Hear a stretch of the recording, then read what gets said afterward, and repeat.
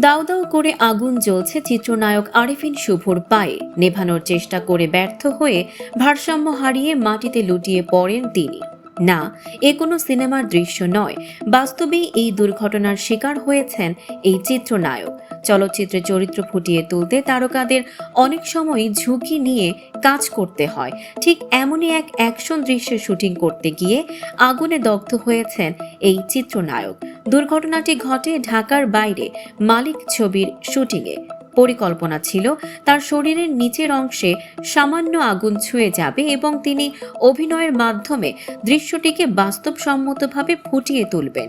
কিন্তু ক্যামেরা ঘোরার পর মুহূর্তেই পরিস্থিতি নিয়ন্ত্রণের বাইরে চলে যায়। আগুনের শিখা হঠাৎ উঠে গিয়ে তার পায়ে লাগে এবং কয়েক সেকেন্ডের মধ্যেই পুড়ে যায় পায়ের কিছু অংশ।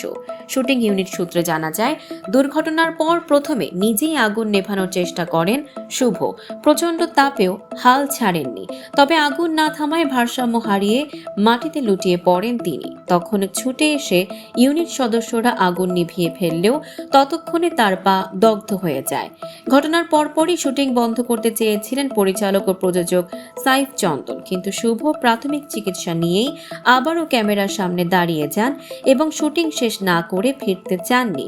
পায়ের ক্ষত নিয়েও তিনি এখনো নিয়মিত শুটিং চালিয়ে যাচ্ছেন।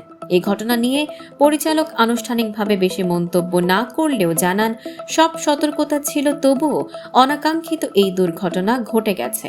উল্লেখ্য, আসন্ন ঈদুল ফিতরে মুক্তির লক্ষ্যে নির্মিত এই অ্যাকশনধর্মী সিনেমায় শুভর বিপরীতে অভিনয় করেছেন বিদ্যা সিনহা মিম। দর্শক, সাম্প্রতিক ও চমকপ্রদ সব খবর পেতে ফলো করুন আমাদের ফেসবুক পেজ CB24 TV এবং সাবস্ক্রাইব করুন ইউটিউব চ্যানেল CB24 অফিসিয়াল।